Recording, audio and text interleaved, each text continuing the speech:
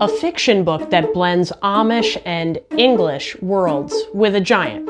Now that's a tall order.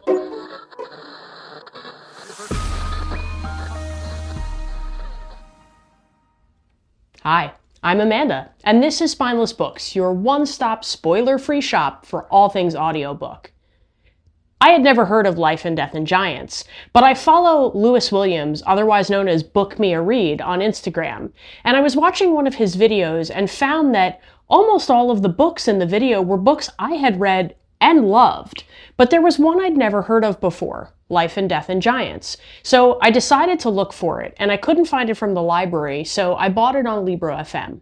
I have a really hard time putting books down, but I've had to teach myself to give myself permission when a book is not working for me. And sometimes it's not even the book. Sometimes it's just me in the moment. So that was the case, and I was struggling with a really popular sci-fi book, which I'm not going to get into right now because I don't really want to hear all the pushback, because this video is not about that book.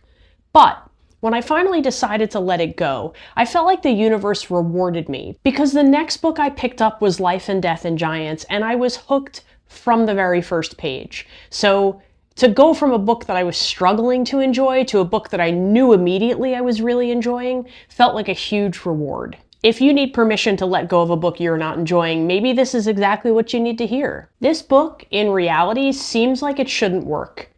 First of all, it's about a giant.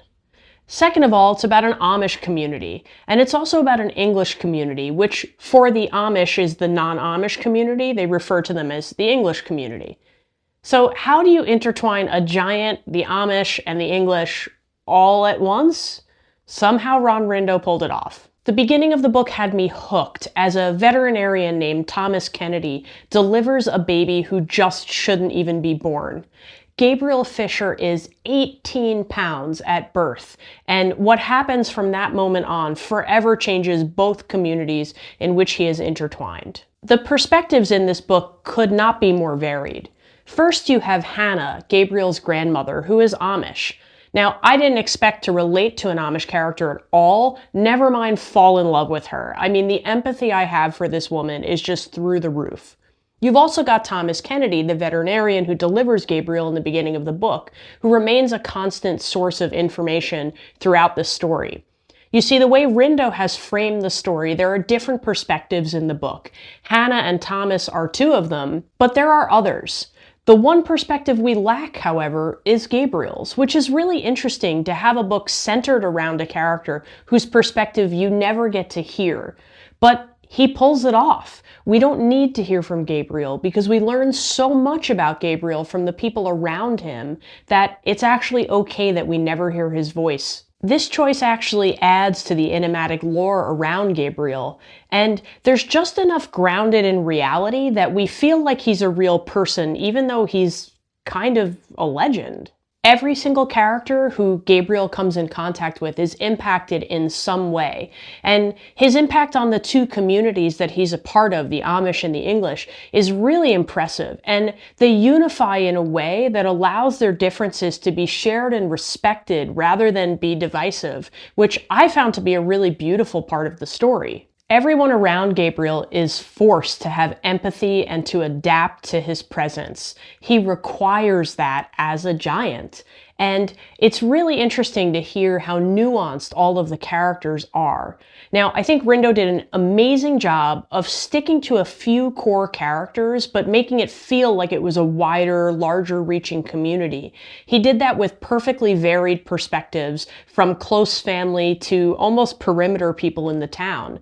But he gives each equal weight, and I think it was a brilliant technique to really round out the entirety of the community, because this book is not just about Gabriel the giant, it's also about the communities he's in and how those communities function as communities. There are parts of this book that are indeed difficult. In fact, it dives deeply into some serious family secrets that are really dark and a little bit disturbing. But I will say overall the book has an extremely positive message in my opinion. Rindo's sensitivity and insightful depiction really allows us to bridge the different norms between these two communities and validate them both. Prior to reading this book, I would have told you I had literally no way to relate to an Amish community. It is not a lifestyle that I understand. It is not a lifestyle that I have a lot of familiarity with, other than sort of media things that I've seen. But it's very clear that Rindo has done his research and is respectful. And the way that he portrayed this community made me feel complete empathy towards the Amish in the book, but not as a, oh wow, let me look down on this community, more as a, wow, I'm hearing things from a perspective I never saw before, and I can relate to this perspective, even though I thought I couldn't.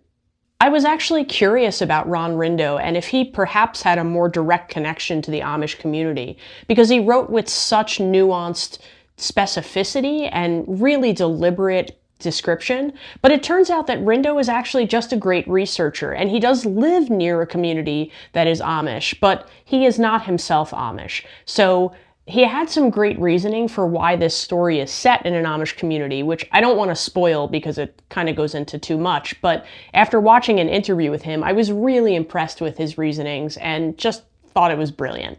Faith, family, and belonging became really common touch points in this story that you get from both communities. You hear them about Gabriel, you hear them about people within the community and their relationships and how things change, and I thought it was masterfully woven through the book in many places. The book had multiple narrators assigned to each character perspective, and sometimes when I see that, I feel like it's a little bit gimmicky, but I have to say it really worked well in this book. I wasn't sure I was going to enjoy it, but it was actually pretty perfect.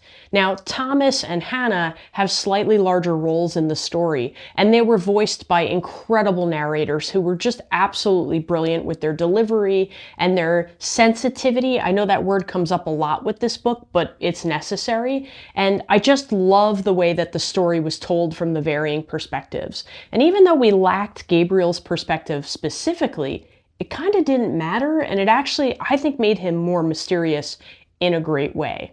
I often find myself listening to books at 1.25 speed because I like to go a little faster if I can, but I found myself wanting to savor this book, and I didn't go any faster than the normal speed because I didn't want to. One of the things I grappled with about this book that I do want to tell you about is whether this book was magical realism or realism. And I don't want to give you the answer because I don't want to spoil the answer to this book, but I will tell you that as an author, Ron Rindo was right there with me, and he knew what I would be thinking, and he will tie that bow for you. So you will have a strong sense of whether or not it's realism or magical realism by the end of the book. I was not dissatisfied with the answer, but I love that I was wondering that throughout the story, and I got my answer because Rindo knew what I would need as a reader. This book was a 5-star read for me so fast it made my head spin. Now, I know Rindo has worked professionally his whole life. He's been an English professor, he's raised children, he's a busy guy. So this is actually his first longer form novel. He's written a lot of short stories and shorter books, but I will tell you that when he comes out with his next longer novel, I will be first in line because I love this book so aggressively, and I really didn't expect to. If you gave me the ingredients of a giant and Amish, yeah, okay. But I'm telling you, Rindo wove together something that pulled me in, tugged on my heartstrings, and I feel like these are characters that one day maybe I'll run into on the street because I love them so much, and they're gonna stick with me, and that's really a wonderful book. If you haven't heard of this book, but you're looking for a feel-good, deep, sometimes heavy, but really life-affirming book, I think you should pick up Life and Death and Giants by Ron Rindo. It was such a great 5-star read, and I need more people to know about this book. I also need to say thank you to Lewis Williams of Book Me a Read, because if you hadn't posted this story, I'm not sure I would have ever had the opportunity to fall in love with this wonderful community in this story. But remember, you might love what I hate and hate what I love, so make your own opinion. But thanks for listening to mine.